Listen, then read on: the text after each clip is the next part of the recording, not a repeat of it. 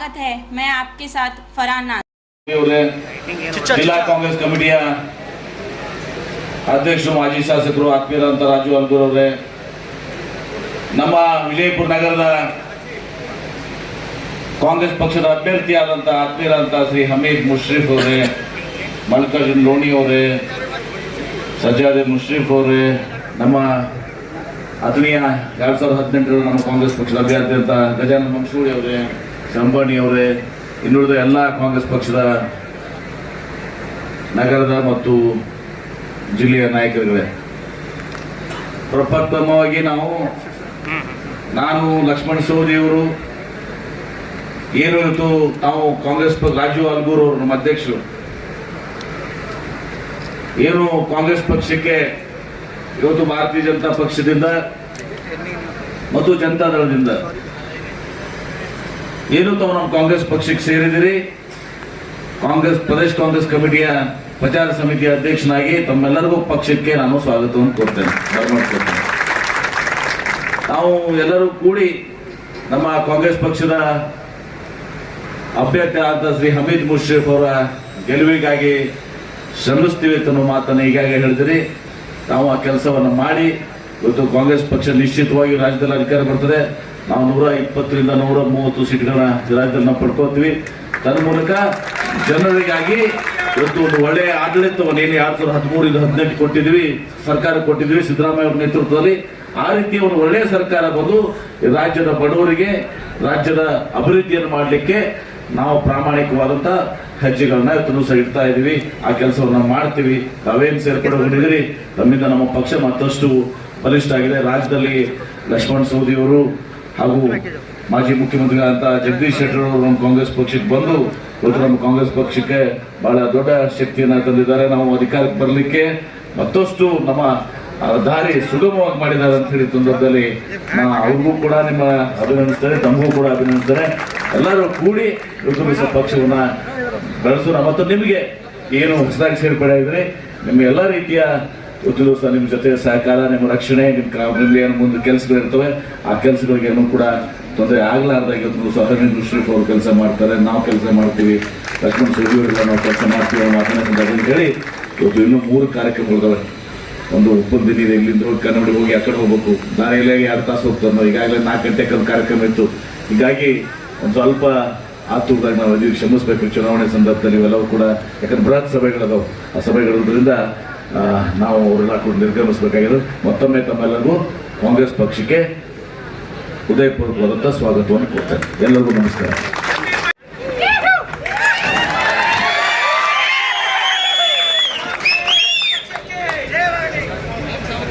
ವೇದಿಕೆ ಮೇಲೆ ಆಸೀನರಾಗಿರ್ತಕ್ಕಂಥ ಮಾಜಿ ಸಚಿವರು, ಆತ್ಮೀಯ ಮಿತ್ರರಾಗಿರ್ತಕ್ಕಂಥ ಎಂ ಬಿ ಪಾಟೀಲ್ ಅವರೇ, ಬಿಜಾಪುರ ಕ್ಷೇತ್ರದ ಕಾಂಗ್ರೆಸ್ ಪಕ್ಷದ ಅಧಿಕೃತ ಅಭ್ಯರ್ಥಿಯಾಗಿರ್ತಕ್ಕಂಥ ಹಮೀದ್ ಮುಷ್ರಿಫ್ ಅವರೇ, ಗಜಾನನ ಮಂಗಸೂಳಿ ಅವರೇ, ಲೋಣಿ ಅವರೇ, ಜಿಲ್ಲಾಧ್ಯಕ್ಷರಾಗಿರ್ತಕ್ಕಂಥ ಅಲ್ಗೂರ್ ಅವರೇ, ಈಗ ತಾನೇ ಭಾರತೀಯ ಜನತಾ ಪಕ್ಷವನ್ನು ಬಿಟ್ಟು ಕಾಂಗ್ರೆಸ್ ಪಕ್ಷವನ್ನು ಸೇರಿರ್ತಕ್ಕಂಥ ಎಲ್ಲ ನನ್ನ ಪ್ರೀತಿಯ ಮಿತ್ರರೇ, ಇಲ್ಲಿ ಸೇರಿರ್ತಕ್ಕಂಥ ಎಲ್ಲ ತಾಯಂದಿರೇ, ಸ್ನೇಹಿತರೆ, ಪಕ್ಷದ ಅಭಿಮಾನಿ ಕಾರ್ಯಕರ್ತರೆ, ಮಾಧ್ಯಮದ ಸ್ನೇಹಿತರೆ, ನಾನು ಎಂ ಬಿ ಪಾಟೀಲ್ ಸಾಹೇಬರು ನಾವು ಕೂಡ್ಕೊಂಡು ಒಂದು 4 ಕಡೆ ಬೃಹತ್ ಸಭೆಗಳನ್ನು ಮಾಡ್ತಾ ಇದ್ದೀವಿ. ಮಧ್ಯದಲ್ಲಿ ಬಿಜಾಪುರದ ಭಯ ಹೋಗ್ಬೇಕಾದಂಥ ಸಂದರ್ಭದಲ್ಲಿ ಇಲ್ಲಿ ಬಂದಾಗ ಬಹುತೇಕ ನಮ್ಮ ಯುವಕರಿಗೆ ನನಗೇನು ಅರಿವು ಆಗ್ತದ ನಂತರ ನಿಮಗೂ ಅರಿವು ಆಗಿದೆ ಅಂತಕ್ಕಂಥದ್ದನ್ನು ಅದಕ್ಕೆ ನಿಮಗೆ ಎಷ್ಟಕ್ಕೆ ಸೀಮಿತ ಮಾಡಬೇಡ್ರಿ. ಮುಷ್ರಿಫ್ ಅವ್ರನ್ನ ಗೆಲ್ಲಿಸೋದ್ರ ಜೊತೆಗೆ ಏನು ಯುವ ಪೀಳಿಗೆ ನಮ್ಮ ಒಂದು ಪಡೆ ಇದೆ, ನಮ್ಮ ಯುವ ಜನಾಂಗ ಇದೆ, ಅವ್ರನ್ನೆಲ್ಲರನ್ನೂ ಸೇರಿಸ್ಕೊಂಡು ಇನ್ನಷ್ಟು ಹೆಚ್ಚು ಕಾರ್ಯಕರ್ತರನ್ನ ಕಾಂಗ್ರೆಸ್ ಪಕ್ಷಕ್ಕೆ ಸೇರಿಸೋದ್ರ ಜೊತೆಗೆ ಮುಷ್ರಿಫ್ ಅವ್ರನ್ನ ಕನಿಷ್ಠ ಪಕ್ಷ ಒಂದು 20,000 ಅಂತರದಿಂದ ಆದ್ರೂ ಗೆಲ್ಲಿಸ್ಬೇಕು. ಯಾಕಂತಂದ್ರೆ ನಮ್ಮ ಕಡೆ ಒಂದು ಒದರ್ಕೋ ಅಂತ ಹೇಳಿಕೆಸಲು ಒಂದು ದೇವ್ರು ಇರ್ತೈತೆ. ಆ ಒದರ್ಕೋ ದೇವು ಅದನ್ನ ಬಾಯಿ ಮುಚ್ಚಬೇಕಾದ್ರೆ ಈ ಸರಿಕ ಮುಷ್ರಿಫ್ ಅವರು ಗೆಲ್ಲಬೇಕು, ಮಾಡ್ಬೇಕಂತ ಹೇಳಿ ನಾನು ವಿನಂತಿ ಮಾಡ್ಕೊತೀನಿ. 2-3 ದಿವಸ ಬಿಟ್ಟು ನಾನು ಬರ್ತೀನಿ. ಬಿಜಾಪುರ ನಗರಗೋಸ್ಕರನ ಒಂದು ಅರ್ಧ ದಿವಸ ಬಂದ ಮುಷರಫ್ ಅವ್ರ ಪರವಾಗಿ ಒಟ್ಟಾರೆ ಇಲ್ಲಿ ಕಾಂಗ್ರೆಸ್ ಪಕ್ಷದ ಅಭ್ಯರ್ಥಿಯನ್ನ ಖಂಡಿತವಾಗಿಯೂ ಗೆಲ್ಲಿಸ್ತಕ್ಕಂಥದ್ದು ನಮ್ಮೆಲ್ಲರ ಕರ್ತವ್ಯ ಮತ್ತು ಜವಾಬ್ದಾರಿ. ಆ ಜವಾಬ್ದಾರಿ ಇಟ್ಕೊಂಡು ನಾವೆಲ್ಲರೂ ಕೆಲಸ ಮಾಡೋಣ ಅಂತಕ್ಕಂಥ ಮಾತನ್ನ ಈ ಸಂದರ್ಭದಲ್ಲಿ ಮಲ್ಲು ಬರೀ ಕುಂತು ಗೋಣ ಅಳಿಗಾಡಿಸ್ಬಾರ್ದು, ತಿರುಗಾಡಿ ಹೆಚ್ಚು ಮಾತಾಡ್ಸೋದು ಮಾಡಿ ಆ ಮೊದಲಿಂದ ನಿಮಗೆ ಜೋಡಿಸ್ಕೊಡ್ತಾನೆ ಯಾರ್ಯಾರು ಅದಾರ ಇಲ್ಲೆಲ್ಲ ಸುಮಾರು ಬಂದು ಭಾಳ ಐತಿ. ಇದು ಮೌನ ಕ್ರಾಂತಿ ಮಾಡ್ಬೇಕಂತ ಬಹಳಷ್ಟು ಯುವಕರು ಇವತ್ತು ಕುಂತಿದ್ದಾರೆ. ಆ ಮೌನ ಕ್ರಾಂತಿ ಉಪಯೋಗ ಮುಸ್ರಾಮ್ಗಾಗಲಿ ಅಂತ ಹೇಳಿ ಈ ಸಂದರ್ಭದಲ್ಲಿ ಪಕ್ಷಕ್ಕೆ ನಮ್ಮ ಹಿರಿಯರಾದಂತ ಬರಮಾಡಿಕೊಳ್ಳುವಂತ ಒಂದೇ ಒಂದು ಅಭ್ಯರ್ಥಿ ಯಾರಪ್ಪ ಅಂದ್ರೆ ಹಮೀದ್ ಮುಷ್ರಿಫ್. ಯಾಕಂದ್ರೆ ಅಖಂಡ ಹಿಂದುತ್ವಕ್ಕೆ ಬೆಲೆ ಕೊಡ್ತಾರ ಅವರು, ಡೋಂಗಿ ಹಿಂದುತ್ವಕ್ಕಲ್ಲ.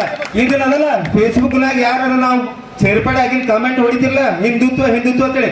ನಾನು 25 ವರ್ಷ ಆಯ್ತು ಹಿಂದುತ್ವನಿಂದ ಇದ್ದೀನಿ, ಹಿಂದುತ್ವವಾಗಿ ಇರ್ತೀನಿ, ಅವರು ಹಿಂದುತ್ವ ಪರವಾಗಿ ಇರ್ತಾರೆ ಅಂತೇಳಿ ನಮ್ಮೆಲ್ಲರ ಮೂಲಕ ಹಿಂದುತ್ವ ಇನ್ನೊಂದು ಏನಪ್ಪಾ ಅಂತಂದ್ರಲ್ಲ ಯಾರು ಅದೆಲ್ಲ ಗೊಳ್ಳ ಮಾತಿಗೆ ಬ್ಯಾಂಡ್ ಆಗ್ಬೇಡ. ಗೊಳ್ಳು ಕೇಳಿ ಕೇಳಿ ಕೇಳಿ ಸಾಕಾಗ ಅಖಂಡ ಹಿಂದುತ್ವ ರಕ್ತ ಅದಲ್ಲ ಹಿಂಗೆ ಮಾಡಿ ಹಿಂಗೆ ಅಡ್ಡ ಕೊಡೋದ್ರು ನಮ್ದು ಹಿಂದುತ್ವನೇ ಅದ. ಹಿಂದುತ್ವದ ಪರವಾಗಿ ನಿಲ್ಲುವಂಥ ವ್ಯಕ್ತಿ ಪರವಾಗಿನೇ ಇರ್ತೀವಿ ನಾವು. ಅವ್ರಿಗೆ ಮತ ಚಲಾಯಿಸ್ತೀವಿ. ಯಾರು ಅಂದ್ರೂ ಅಳ್ಕೊಳ್ಳೋ ಅವಶ್ಯಕತೆ ಇಲ್ಲ.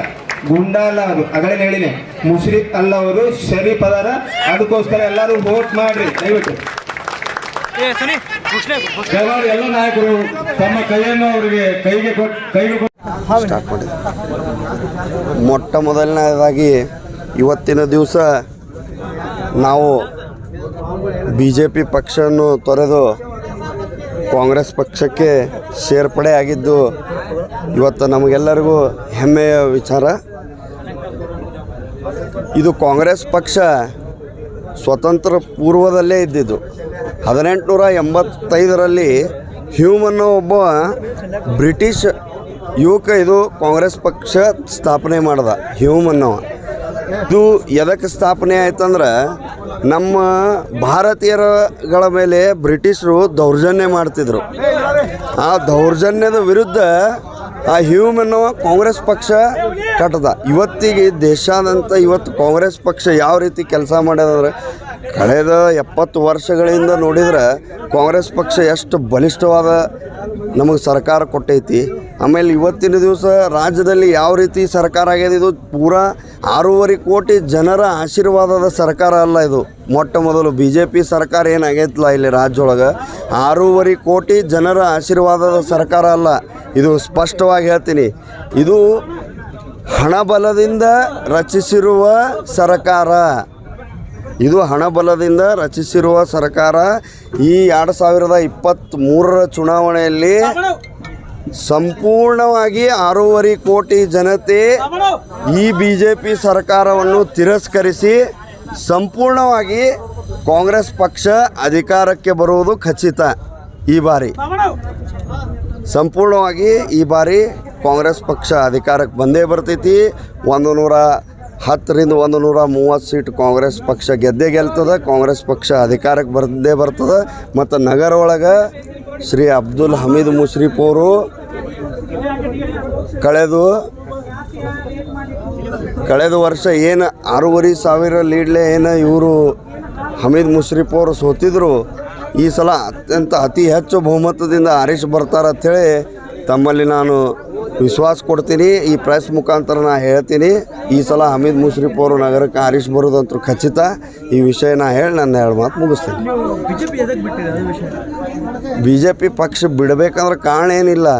ಕಾರಣ ನಮಗೆ ಸಾಕಷ್ಟು ಲಿಂಗಾಯತರಿಗೆ ತುಳಿದ್ರು, ಲಕ್ಷ್ಮಣ ಸವದಿಯವ್ರಿಗೆ ತುಳಿದ್ರು, ಜಗದೀಶ್ ಶೆಟ್ಟರ್ ಅವ್ರಿಗೆ ತುಳಿದ್ರು. ಲಿಂಗಾಯತರಿಗೆ ಯಾವ ರೀತಿ ಅನ್ಯಾಯ ಮಾಡತ್ತಾರ ನೋಡಾತಿರಿ ತಾವೇ ಮೀಡಿಯಾಗಳಲ್ಲಿ. ಅದಕ್ಕೋಸ್ಕರ ನಮಗೆ ಲಿಂಗಾಯತರಿಗೆ ಅಲ್ಲಿ ತುಳಿದಿದ್ದು ನಮಗೆ ಅಸಮಾಧಾನ ಆಗ್ಯದ. ಇವತ್ತು ಯಡಿಯೂರಪ್ಪನವ್ರಿಗೆ ಮೂಲೆ ಗುಂಪು ಮಾಡಿದರು.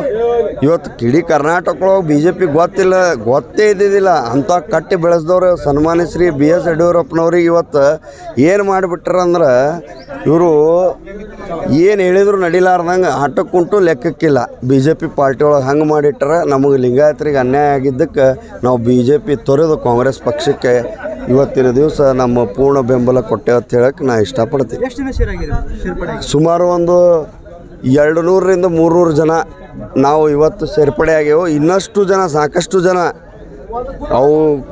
ಅವ್ರ ವೈಯಕ್ತಿಕ ಕೆಲಸ ಕಾರ್ಯಕ್ರಮ ಇಳಿದುಗಳಿಂದ ಬರೋಕ್ಕಾಗಿರ್ಲಕ್ಕಿಲ್ಲ.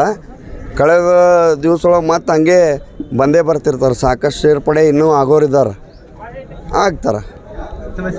ನನ್ನ ಹೆಸರು ಅವಿನಾಶ್ ಹೆರಲ್ಗಿ, ವಿಜಯಪುರ. अस्सलाम वालेकुम, नमस्ते, सत श्री अकाल। आज बीजेपी से बहुत सारे युवक और बहुत सारे बीजेपी के कार्यकर्ता बीजेपी छोड़कर हमारे कांग्रेस पार्टी में ज्वाइन हुए हैं। उन सभी का मैं धन्यवाद करना चाहता हूं और उन सभी को वेलकम करता हूं। और आने वाले दिनों में जैसे वो पहले बीजेपी के काम करते थे, आने वाले दिनों में उससे ज़्यादा कांग्रेस पार्टी का काम करेंगे और हमीद मुशीफ सर को यहाँ पे बीजापुर सिटी में विन कराएंगे, ये मैं उम्मीद करता हूँ उनसे। और हार्टली वेलकम करता हूँ सभी युवाओं को जो आज ज्वाइन हुए हैं और सभी लीडर्स का जो आज ज्वाइन हुए हैं, और जेडीएस के भी जितने भी लीडर्स ज्वाइन हुए हैं उनका भी वेलकम करता हूँ मैं। मेरा नाम मोइन शेख, कर्नाटका प्रदेश यूथ कांग्रेस जनरल सेक्रेटरी। जय हिंद, जय कर्नाटका, जय यूथ।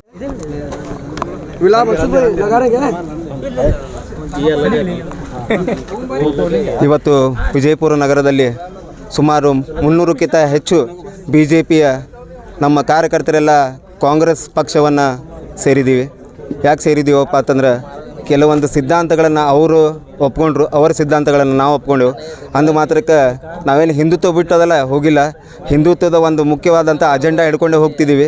ಯಾಕಪ್ಪ ಹಿಂದುತ್ವ ಅಂತಿದ್ದೇವೆ ಅಂತಂದ್ರೆ ಕೆಲವೊಬ್ಬರು ವಿರೋಧಿ ದಳದಲ್ಲಿರುವವರು ಹಿಂದುತ್ವನೇ ಅಂತಾರೆ. ಯಾಕಪ್ಪ ಅಂದ್ರೆ ಅವರು 4.5 ವರ್ಷಗಳ ಕಾಲ ಜಾತಿ ರಾಜಕಾರಣ ಮಾಡಿ ಲಾಸ್ಟಿಗೆ ಎಲೆಕ್ಷನ್ ಬಂದ ತಕ್ಷಣ ಹಿಂದುತ್ವ ಅಂತಾರೆ. ನಮ್ಮದು ಹಿಂದುತ್ವ ಯಾವಾಗಲೂ ಯಾಕದಪ್ಪ ಅಂದ್ರೆ ಕೇಸರಿ ಶಲ್ಯ, ಯಾಕಂದರೆ ಹೆಮ್ಮೆ ಒಂದು ಕೇಸರಿ ಶಲ್ಯ ಹಾಕುವ ಮೂಲಕ ಈ ಕಾಂಗ್ರೆಸ್ ಪಕ್ಷಕ್ಕೆ ಬರಮಾಡ್ಕೊಂಡಿದ್ದಾರೆ. ಯಾಕೆ ಹೇಳ್ತಿದ್ದೇವಪ್ಪ ಅಂದರೆ ಇದನ್ನು ಒತ್ತಿ ನಮಗೆ ಯಾವಾಗಲೂ ಅದಲ್ಲ, ಒಂದು ತಾಯಿಗೆ ಸಮಾನವಾದಂಥ ಹಿಂದುತ್ವದ ಬಗ್ಗೆ ನಮಗೆ ಒಲವನ್ನು ವ್ಯಕ್ತಪಡಿಸಿ ಅದರ ಮೇಲೆ ಗೌರವವನ್ನು ಇಟ್ಟು ಈ ಪಕ್ಷಕ್ಕೆ ಬರಮಾಡಿಕೊಂಡಂಥ ಹಮೀದ್ ಮುಷ್ರಿಫ್ ಅವರಿಗೆ ನಾನು ತುಂಬ ಹೃದಯದ ಧನ್ಯವಾದಗಳನ್ನ ಸಲ್ಲಿಸ್ತೀನಿ.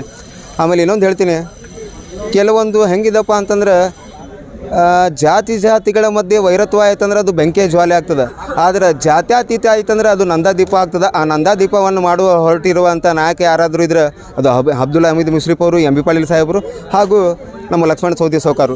ಯಾಕೆ ಈಗ 300 ಜನ ಬಂದ್ರಪ್ಪ ಅಂತಂದ್ರೆ ನಾವು ಕಾಯ್ಕೊಂಡು ಕುಂತಿದ್ದೆವು.